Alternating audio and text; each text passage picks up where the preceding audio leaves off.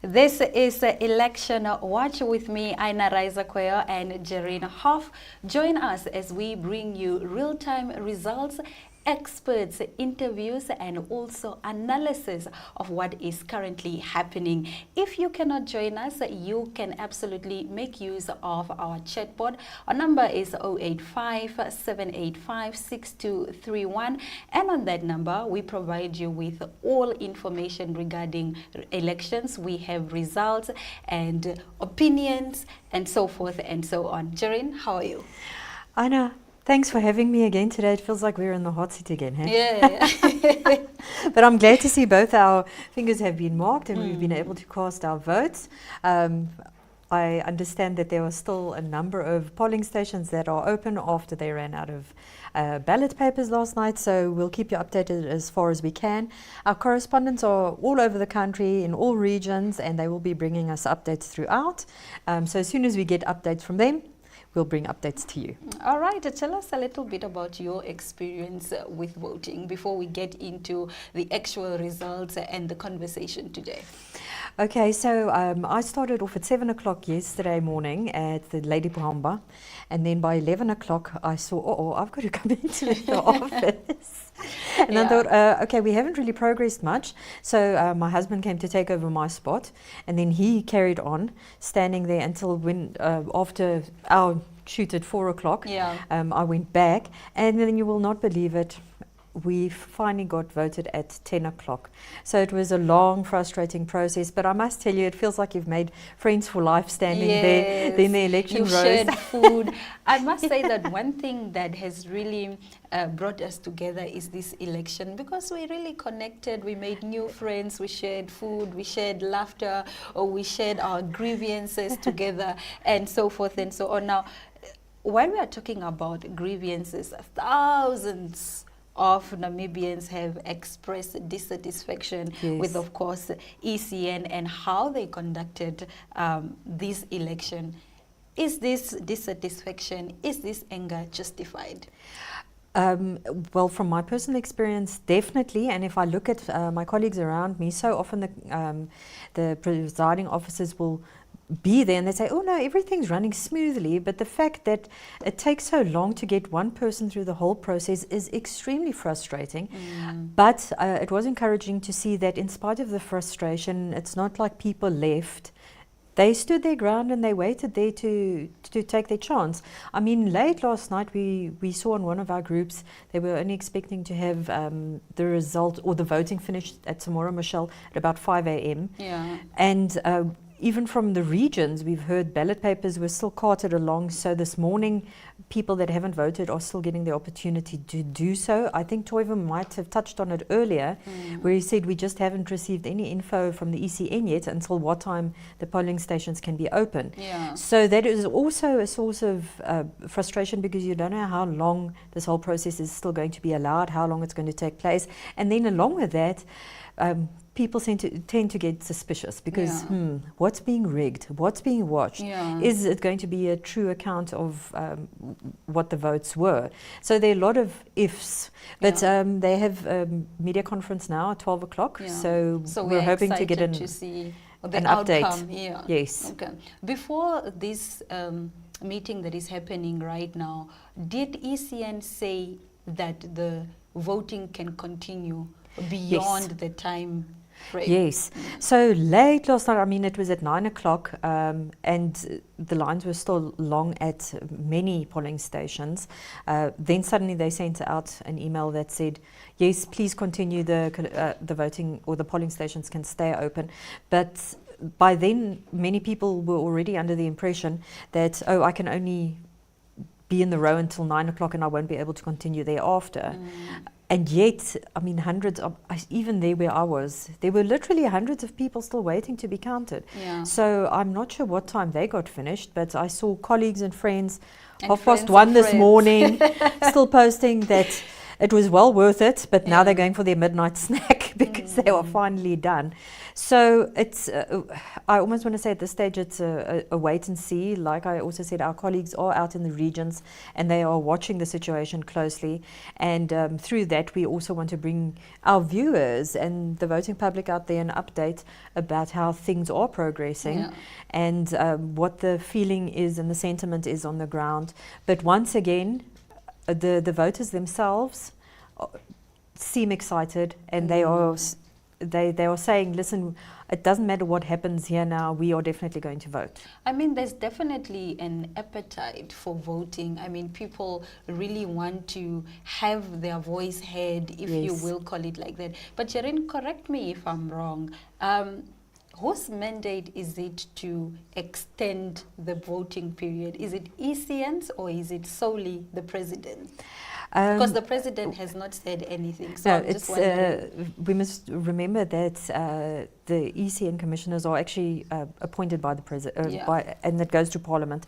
So it is the ECN's prerogative. However, why they waited so long to send out the media release to say, oh, please go ahead and keep the polling stations open was very frustrating for many people, because how many of the polling agents even saw it and knew about it. Last night, some of our colleagues from the regions especially said, oh no, they don't know anything about this directive. And then the next question is, does it come after the IPC and the Landers People's Movement decided, oh no, we're going to take this to court? And then also, in spite of it, we got a lawyer's letter, but was it seen as an urgent application? Did it even go any further? We don't have any updates at this stage, so we're hoping that the ECN at 12 o'clock, when they have the media conference, will be able to shed more light on it. But what we do notice is it was an absolute gross miscalculation of how many people are going to turn up, and there were far too few polling stations, never mind a lack of ballot papers. Yeah. So what's your take on, other political parties is keeping quiet and not saying anything about how the elections were conducted? The question arises is, are they also apathetic? Because how much campaigning did they do? Were they standing all over in the rows watching what was happening? Yeah, because we saw that, some very important people, if you will, had preference. They cut the line and so forth and so on. So perhaps you could say, they serve their own purpose first. And that sort of makes you worry about what kind of leaders we are electing. Are they going to be pushing themselves in to the front of every row that we have? Yeah. All right, hold that thought, Jerina. Right now we are going to cross over to ECN, where we are going to be talking to George Kambala. I'm here with George Kampala, a representative from the AR political party. How are you feeling today, George? Well, yesterday it was exciting because we are voting. Today, mixed feelings because of the mess that ECN finds itself and is placed the country in. So so we were very disappointed because ECN is basically jeopardizing the democracy that we have so far enjoyed, and also the process itself. Because the process itself is not. It's a total mess. It's in shambles. People are still voting, so to speak. So it's a total mess. What is your expected outcome of this closed door meeting with the ECN? Answers. We need validated answers that will ensure that the process was a success, and that in no point in time was the process jeopardized by any sort or any form of shape. But we all know ECN already that it's highly impossible for them to give us those answers, because we know already, because people are still voting today, the 28th. There's already a problem. So it's a mess. In your opinion, would you say the election process that happened yesterday was free and fair? No, not at all, because remember there were still young people. Some young people were suppressed from voting. Some young people were chased away from voting. Voting stations, polling stations ran out of ballot papers. Only got ballot papers after 5-6 hours. So we can't say it was free and fair, because people were turned away. People were so the process wasn't free and fair at all. Thank you so much, George. We will be talking to you when you come out of the meeting, and we'll be continuing on this discussion. All right, thank you very much. All right, that is George Kambala, member of AR, and bringing his sentiments regarding the closed-door meeting that is happening at ECN right now. Let's head over to IPC and see what they have to say about this. I'm standing here with the Secretary General of the IPC. I just want your take on what you feel the election process was like yesterday. I mean, I have spoken extensively about this, that we've had very, very big problems and concerns about the process yesterday. We've had a number of reports from various representatives about the running out of ballot papers. We've got concerns about the opening times of the polling stations. We've got quite a number of concerns about people that were denied their right to vote because the returning officers and presiding officers each have got their own interpretation of what the directives from the ECN mean. We are very concerned. We are getting results from some polling stations. We still have trouble. We're getting reports that some other polling stations are failing to do their counts because they are waiting on direction from the ECN. So there's a lot of gray areas around this process. We are definitely not comfortable with what is going on, but we will hear from the ECN what they have to say about the concerns that we've raised. Before I let you go, I know you have to go into the meeting. Would you say the irregularities that a lot of people experienced at the polling stations yesterday could constitute, would you say it's representative of a free and fair and credible election process? Well, there are material concerns. And when there are material concerns, drawing a conclusion to that would comply with the statement that you are using would be very, very problematic for me. Yeah. Because there are material concerns, very, very material concerns that are hindering the procedural fairness of the elections that have taken place. So I'll be able to make a determination and give you an opinion on what we make of what has transpired yesterday as soon as I come out from this meeting. All right, we'll be right here to get that perspective. Thank you so much. You're welcome. Thank you. IPC definitely voicing their concerns with the events that transpired yesterday. Do you think, political parties are validated to, air these grievances and also demand substantive, accountability from ECN? For sure, Aina. That is why we have opposition parties standing. Yeah. We want to ensure that it's a free and fair process and that everybody has the opportunity to vote, and quite clearly they haven't. So yes, in actual fact it should not only be the politicians that are airing their complaints. We should go ahead and do it too, although they are our elected voices. To say, yeah.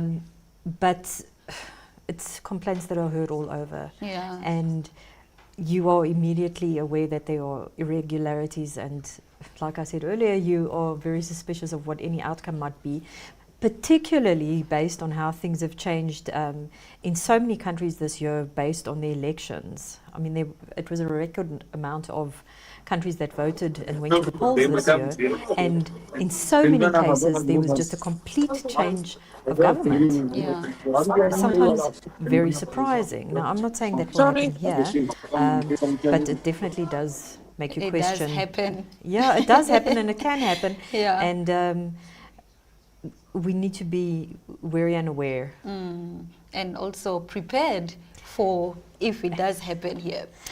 Yes, I don't think it will happen overnight or even now, but we definitely need younger, newer voices with other opinions. I mean, the world changes all the time. We can't always be stuck in this void where things continue as is, not given the social economic circumstances that the majority of our population are feeling. All right, Jareen, you and I have a whole day to talk about Yes, we do. these issues, but let's cross over now to ECN, where NEFF is not happy with yesterday's process, and this is what they have to say.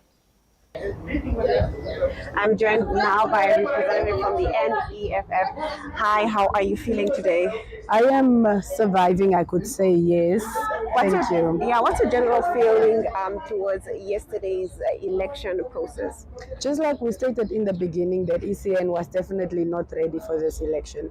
There was too many chaos that took place, and some people were not given the opportunity to even vote. If I have to speak in terms of Windhoek mixed settlement people, and there's also Kavango East, where some villages were not given the privilege to vote.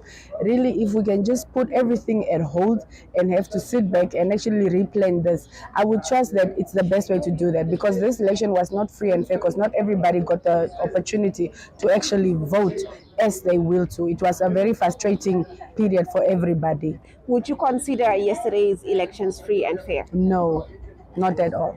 Okay, all right. We don't want to take too much of your time, but we will be chatting to you after the closed door meeting that the political parties are having, political party representatives rather, are having with the ECN. Thank you. Well, Jareen, a very sad and very angry NEFF representative there talking to Glenora, and she's basically accusing or alleging that the ECN was not ready for this election. How do you agree with that statement? I would not say it was alleged. It's a definite yes. Okay. And I mean, I know the official stats haven't been released by the NSA yet, but you have a really good idea what our population is. You have a very good idea of how many people registered and in what area. How do you not prepare adequately? And you had 4 years. Right, it makes one question, what have you been doing for the last 4 years? So, I mean, our colleague Irene and Frank yesterday also said, you know, on average in the Erongo region, 2,000 people should have gone to each and every polling station in the Erongo region to reach everyone that had been registered. And the truth is, sometimes it was 500, sometimes it was 800. So the vast majority has still not even had the chance to vote yet. And then while I find many people said, oh no, they're going to stay in the row until they get the chance to vote, how many people did just give up completely disillusioned in the whole process? And I saw some complaints coming from the north in Onamea constituency. Apparently yesterday, you know, some voters stood there until 4 p.m. not for them to see any polling officer at all inside. Imagine standing there from 4 or whatever time you came, 4 a.m. until 4 p.m. and the officials are still not here. No, that is a complete and utter disappointment on all fronts. And yesterday, the sentiments in the line that I was standing was that it's absolute political sabotage, and that the ECN will have to take serious introspection. Should it lead to a new election? Who knows? Remember, it's extremely expensive to host an election. Yeah. And it doesn't just happen. There's a lot of work behind the scenes. Is it 4 years worth of work? Definitely. Yeah. So what has been happening for the last 4 years? All right. We will answer that question definitely. But now we are crossing over to Octavia. She is in Erongo and Kunene region. So Octavia, how are you? Hi, I'm good. How are you? Good, thank you. What's happening behind you? Walk us through the process. I can hear you. What is happening behind you? Please walk us through the process. Tell us where you are and what's happening. All right, currently I'm at Edibo Primary School in Korigas. This is where all the polling stations are coming together. This is the collation center. The whole counting has started. They are now busy putting everything together, all the boxes, and everybody's coming to register with the returning officer. So they are busy with that. That's happening now at the back. Octavia, tell me, You said there were a couple of stations that had run out of ballot papers and that this morning they were still voting. Yeah, so what had happened was last night, just an hour before 9, there was no ballots in Forecast at all. So, and then there were individuals that were already registered in the system and could not leave the polling station. So they had to sit and wait. So what had happened was the returning officer for the Coricas constituency went out into the farm to get more books, more ballot books, which took him about 2 or 3 hours. So most of the individuals left, the citizens left, hoping to come back today. And today, this morning, there were 3, 4 polling stations that were still open and people were still voting. Today, around 9:10, the last polling station closed. So they could not close any polling station without getting the directive. The returning officer had to get permission to close the polling station, which was the case. So that's why they were still open. Regarding the ballot papers, Sorry, so you say they got a directive. yes. So the returning officers have a directive that they report to. They have to give them the directive to close Okay, because they were told yesterday to keep it open. thank you. So Octavia, everyone I'm seeing in this video, is that part of the group or part of the officials that are working at this collation center, or are these just other people? Because it's a bit busy. It looks like voting is still happening there. All right, I'm in the collection center now in the hall. All of these people are from different polling stations, and they are also officers, police officers that's in the station. So most of them are waiting to meet the returning officer. So they're sitting in groups from their polling station, their polling stations. Okay, and how is that process going? Is it fast? Is it slow? It is extremely slow. I think the people from the farms are only coming in now, and then there are papers, a lot of scratches on the paper, so they need to go and verify and rewrite everything. So it is a slow process. No counting has started. They're still packing the ballot boxes on the stage. Nothing has happened yet. All right, Octavia, could you please pan your camera around to just show us what is happening?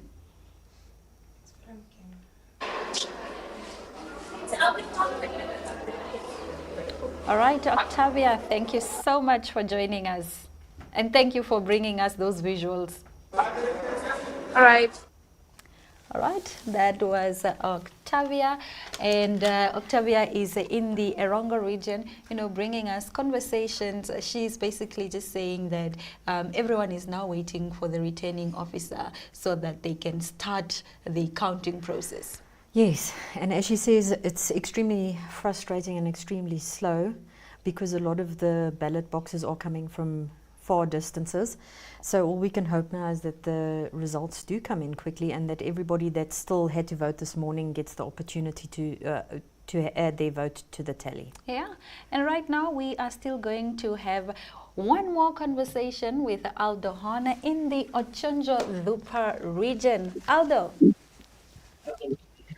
Hello. How are you?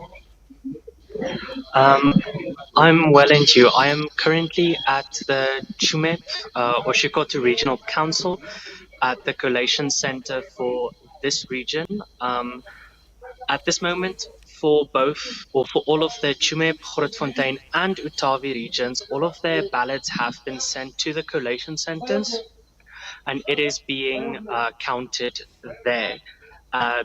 Many people only finished voting this morning, not at 1 o'clock in the morning, which is quite late. I don't exactly know when the voting will be finished counted, but it should be finished later today. All right, Aldo, thank you so much for bringing us this report.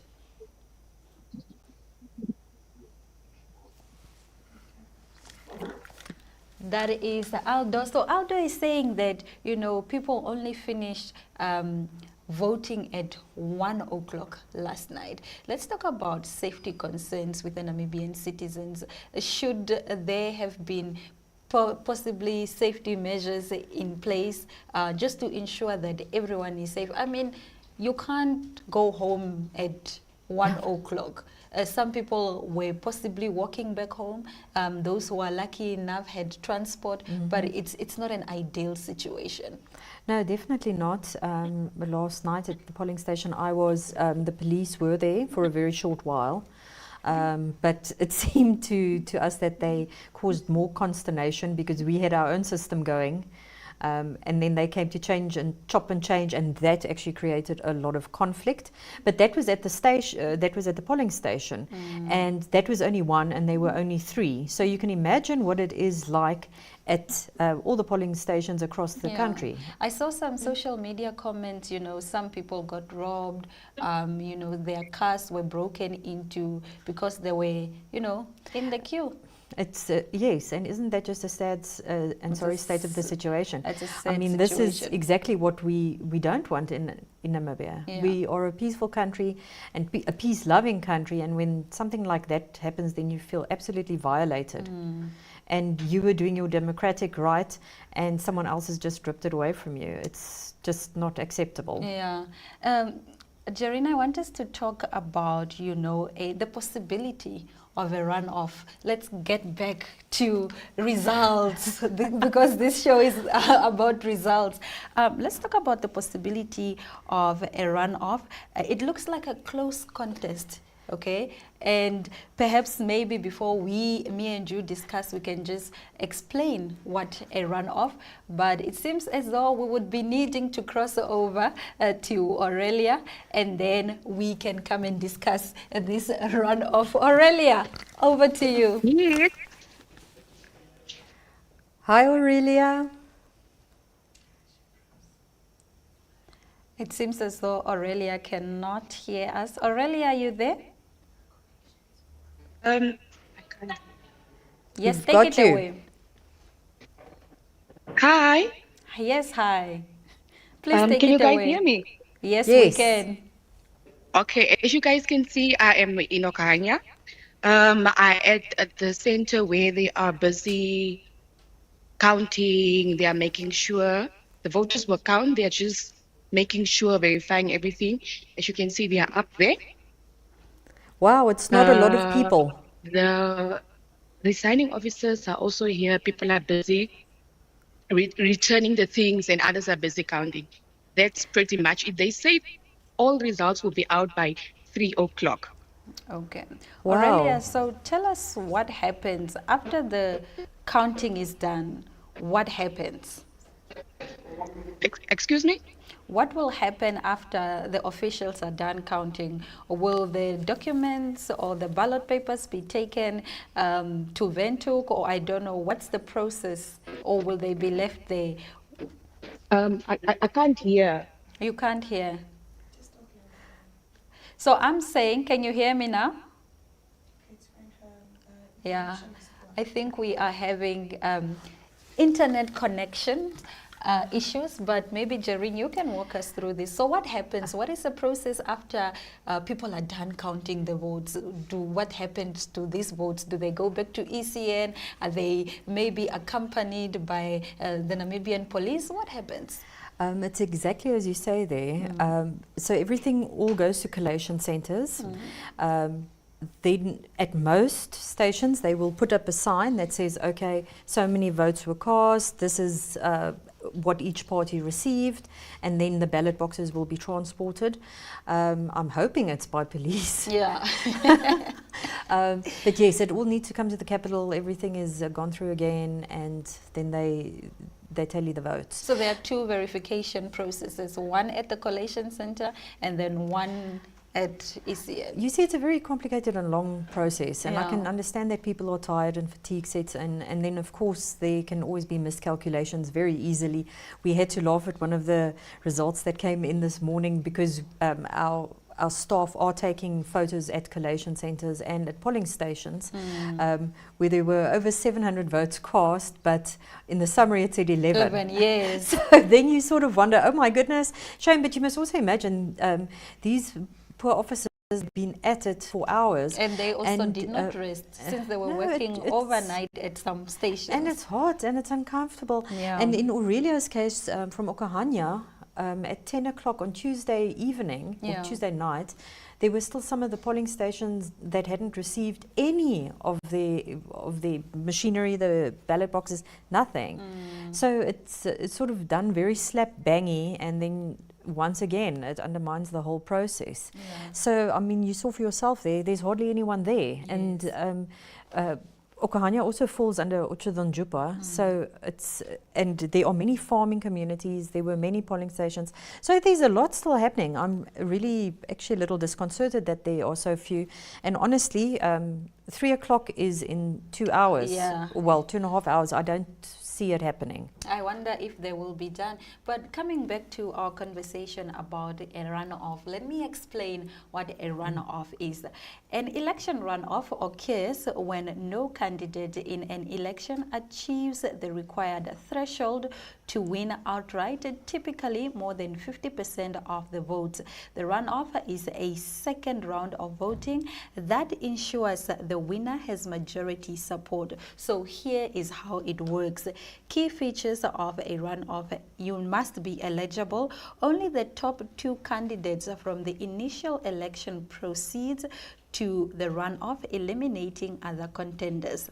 Citizens will vote again, choosing between the 2 remaining candidates. The outcomes: the candidates receiving the majority of the votes in the runoff is then declared the winner.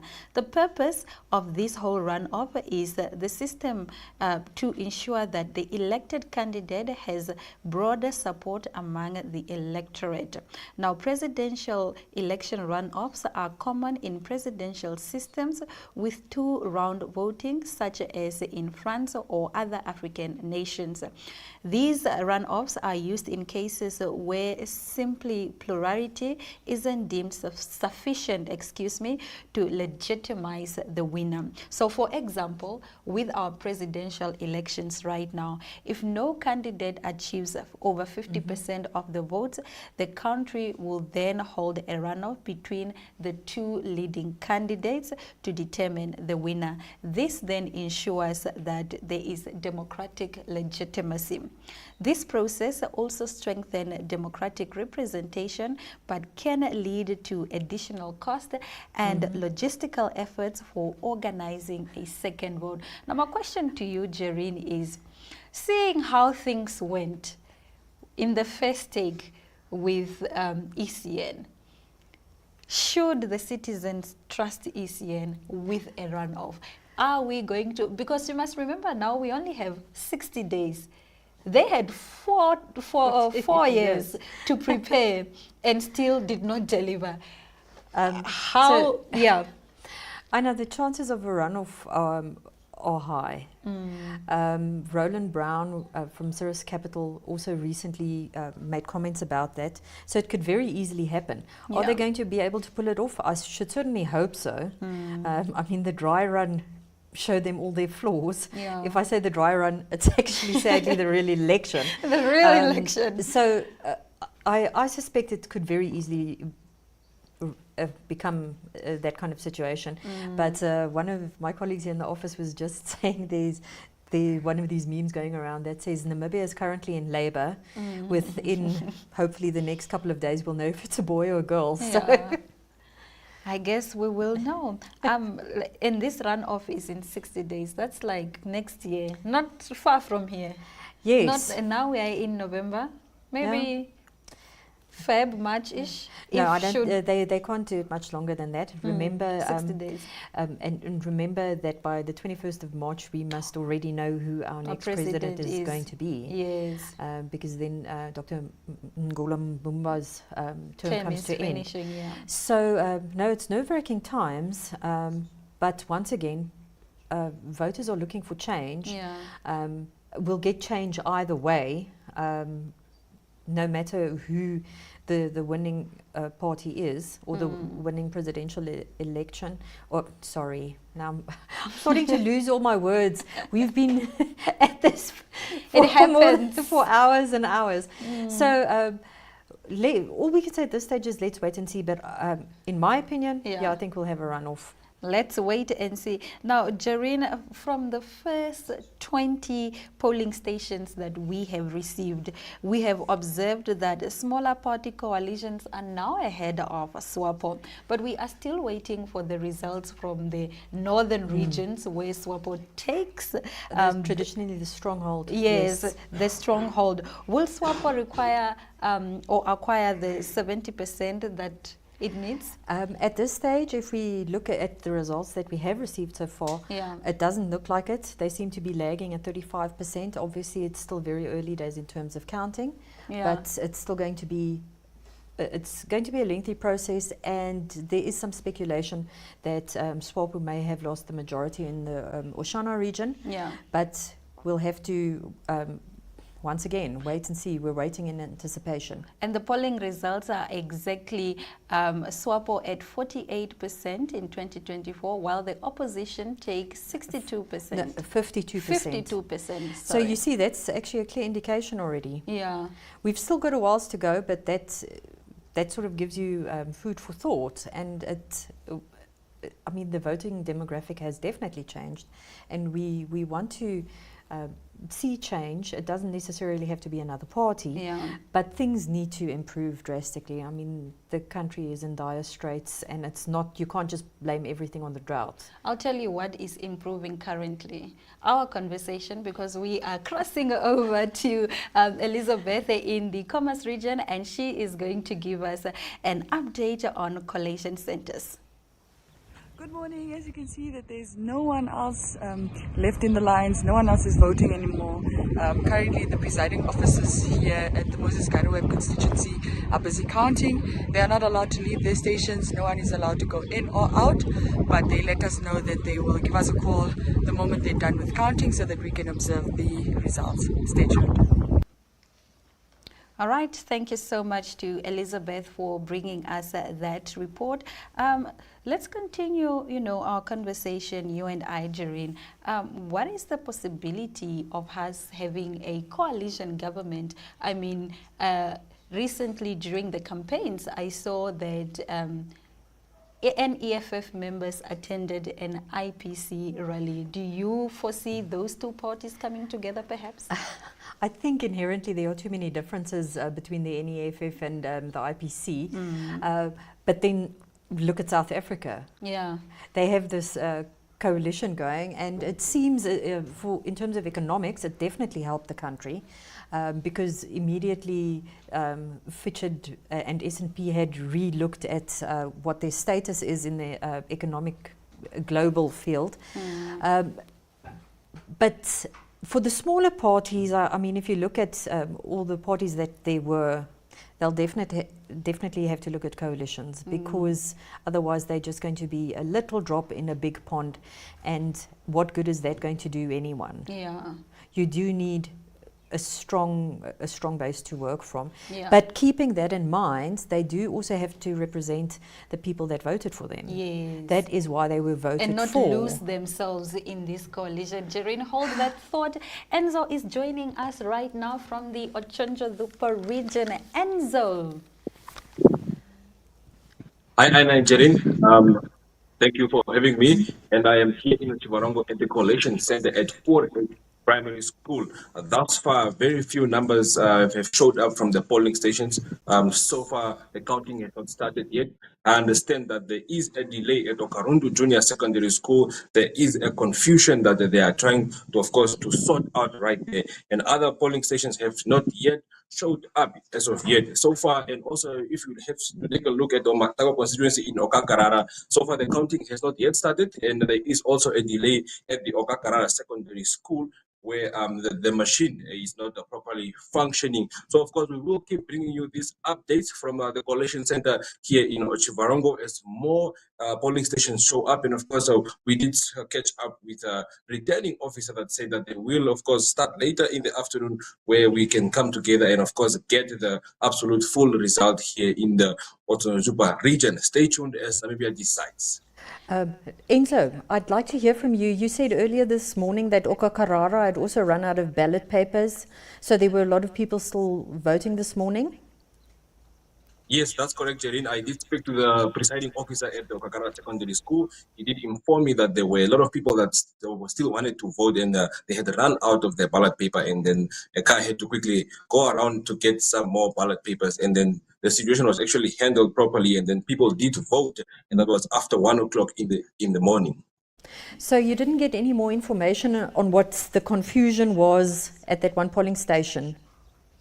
The confusion, allegedly the numbers are not making sense, and as I attempted to speak to the presiding officer, she immediately left in a car, and as we speak right now, it's only the other agents that are there and the police officers. So the presiding officer have left the site right now, so I do not, currently I cannot say what exactly the confusion is. Oh, that's a very worrying situation. Enzo, Very, thank you very very worrying much. indeed.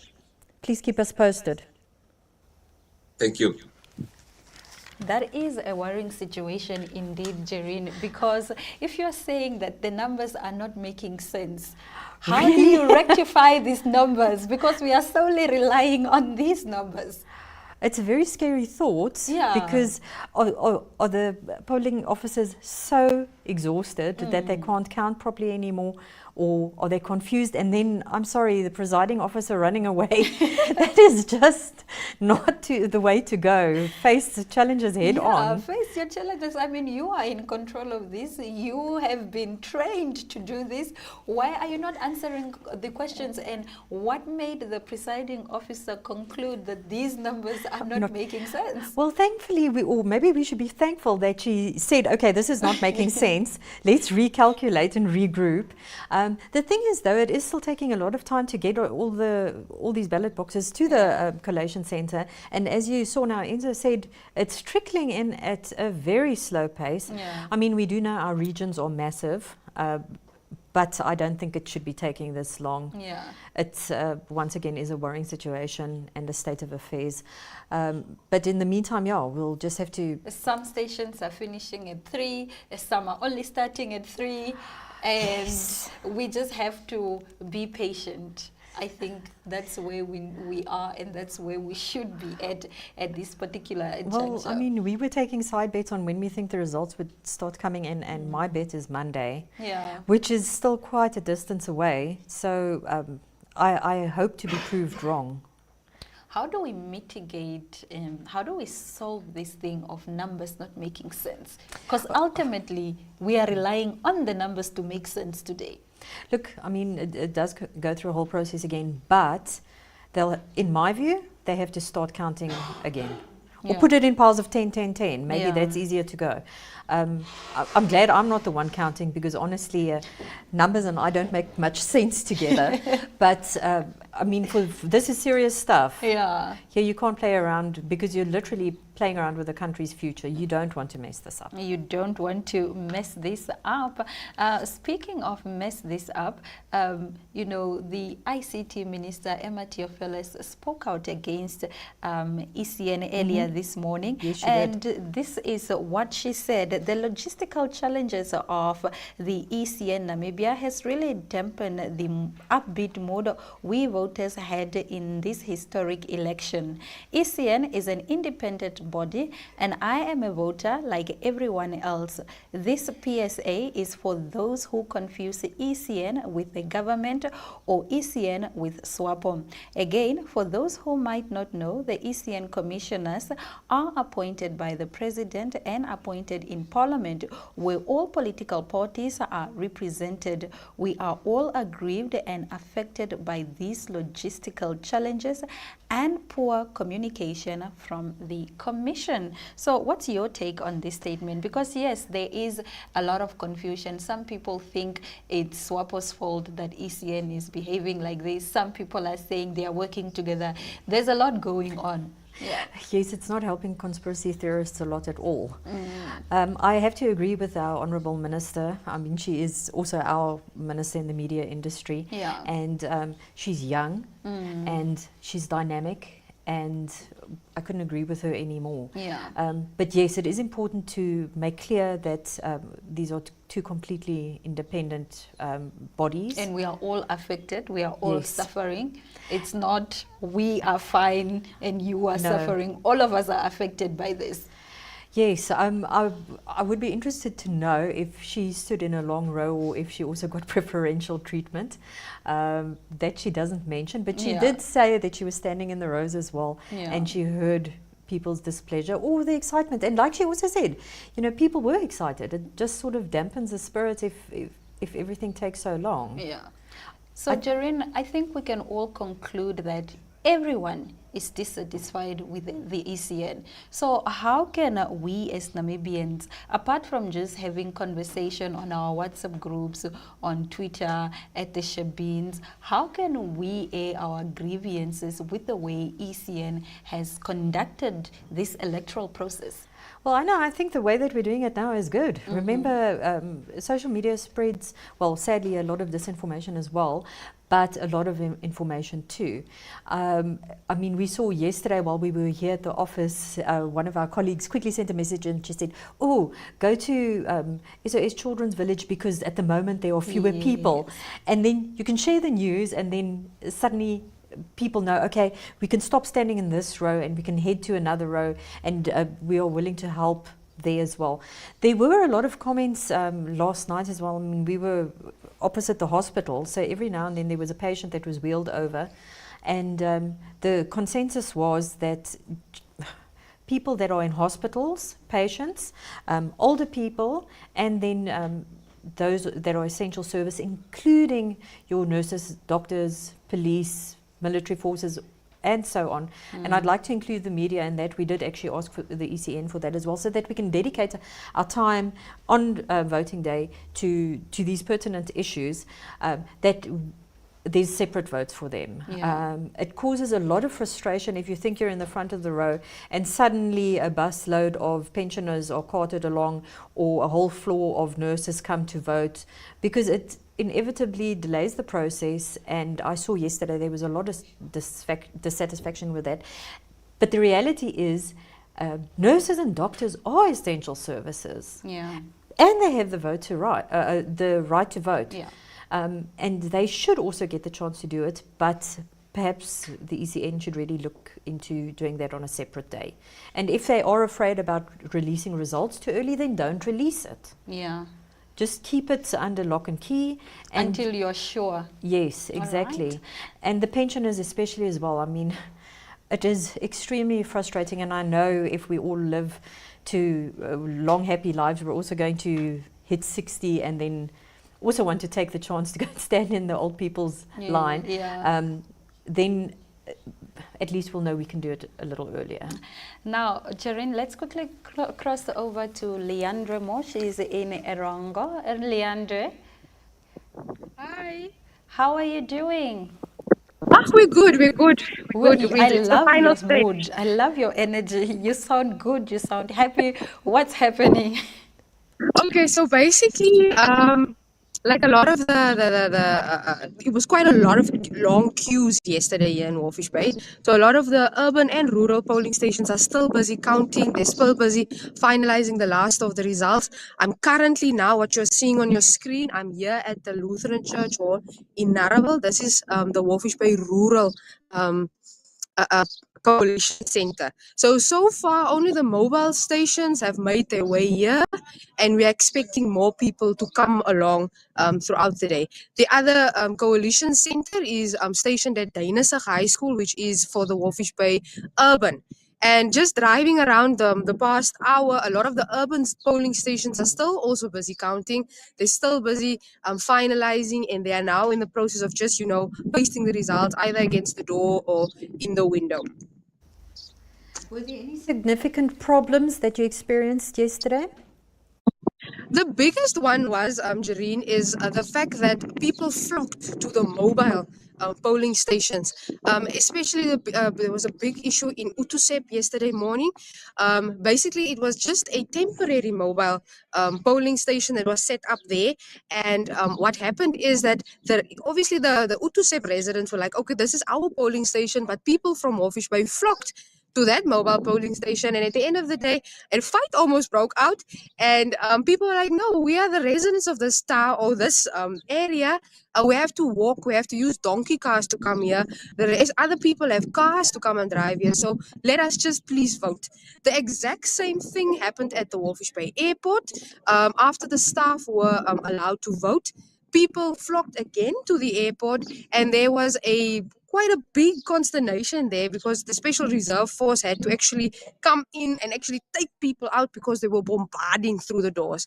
The same thing happened at Farm 37, and Farm 37 people were very angry because they were like, we need to pay $100 just to hike into town, and we have to walk. Now people from Hoffish Bay are coming here. They are stationed here at or want to vote at their polling station. And there was also an issue where the Special Reserve Force had to be called in and just to kind of calm the situation. Were they able to calm the situation, or did their appearance just make people more angry? At Farm 37, the situation, what happened is the Special Reserve Force were actually stationed in front of the tent that was set up. So they were just taking people literally like, okay, you can come in now, and the next person, you can come in now. But there was still a lot of chaos happening there. The same thing happened at the airport. Yes, exactly. At the airport, people actually had to pack up, and some people were not served or were not able to vote at the airport because of that chaos that took place there. Were they able to vote somewhere else? I believe so, because a lot of those polling stations moved from the airport. I believe they came into town. I just need, yes, it was, they came to Farm 37, so they were following the people where they were going. And what happened is, as soon as the people here, like here in Naraval, the police station was also used as a polling station for the staff and the inmates, but some of the members of the public also joined there. So just because it's a temporary polling station, there were only like a few hours allocated. So then as soon as people saw like, okay, no, this queue is too long, they are moving to the next mobile polling station, which in this case was the community hall. So they were basically following where the people were moving at the end of the day, or going ahead to already go queue and wait for the people to come set up there. And any reports of people still voting this morning? No, nothing at all. The last vote actually in Walvish Bay was cast around between 2 o'clock and 3 o'clock this morning. Hence, the officials are still busy counting, still busy sorting out, and a lot of them are actually now busy packing up and making their way to the coalition centers.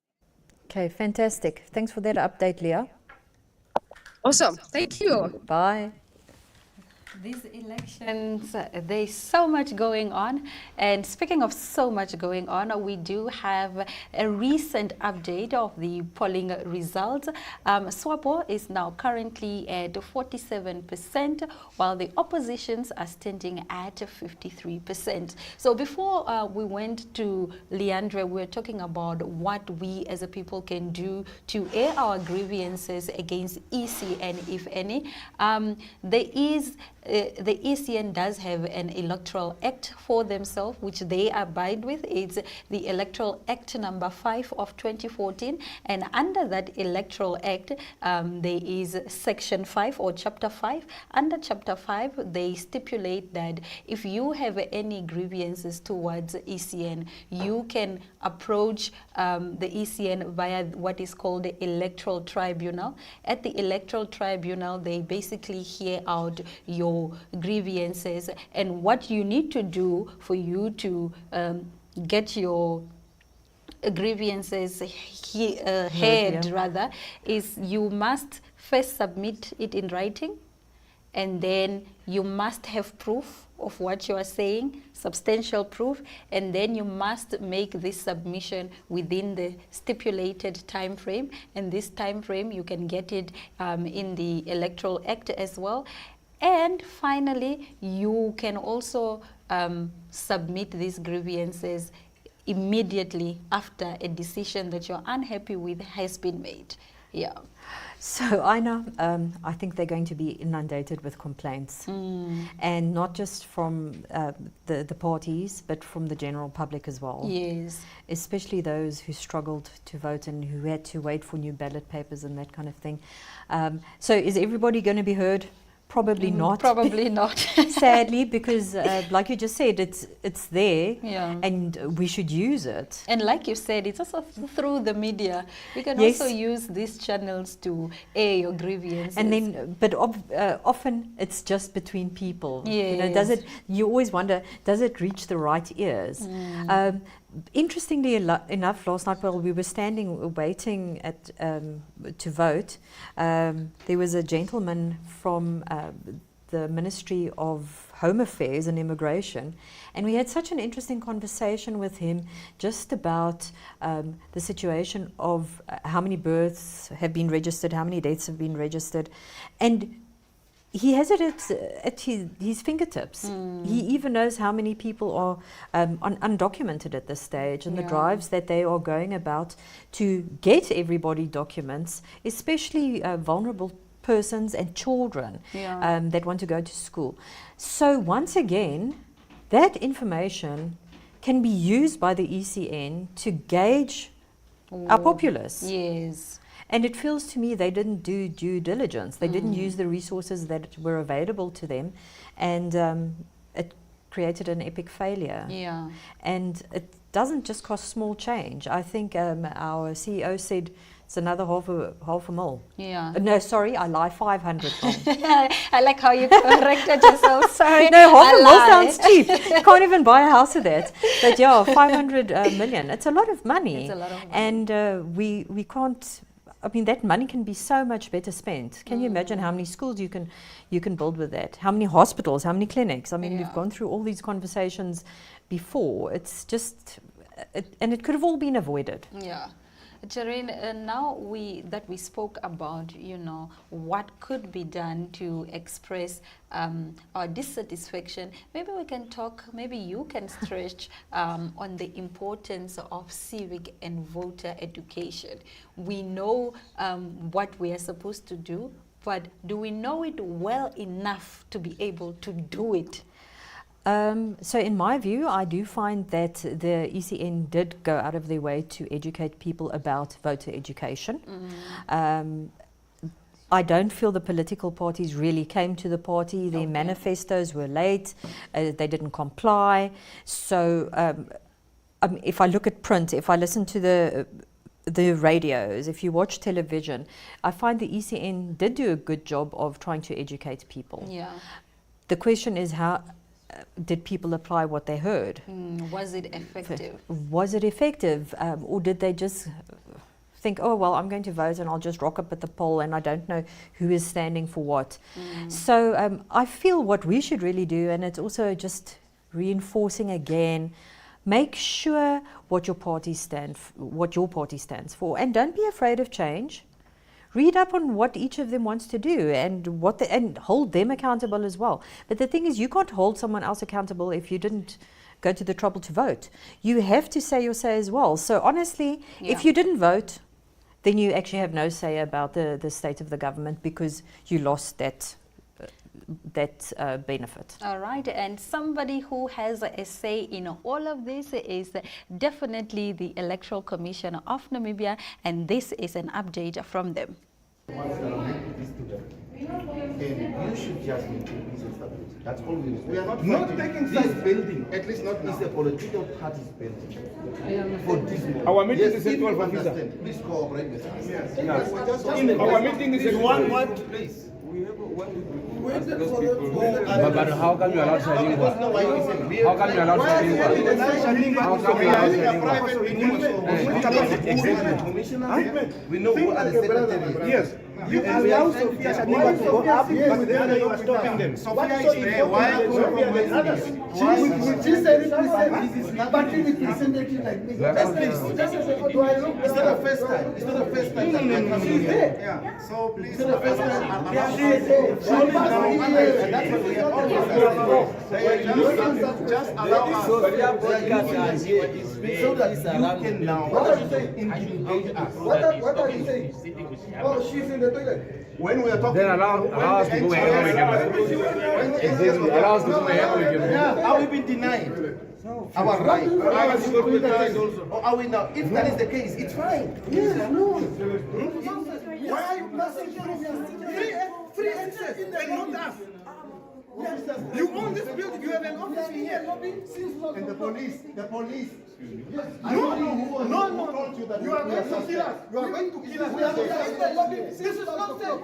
We are treated like second-class citizens. And Sophia is coming in like an angel. We are in the lobby. Don't tell us. Allow us to speak. Oh, Aina, as you can see, their emotions are running high. And this is a media conference that started an hour ago. Yeah. And I guess it's just how it is at this particular point. But Jareen, you and I are, running out of time. We will never finish speaking about the elections and ECN, but you can definitely again watch Election Watch at 5 to 6. You are going to be joined by Diana Mathias, Diana Matthews, excuse me, and Matthias Haufiku. They will be taking you through.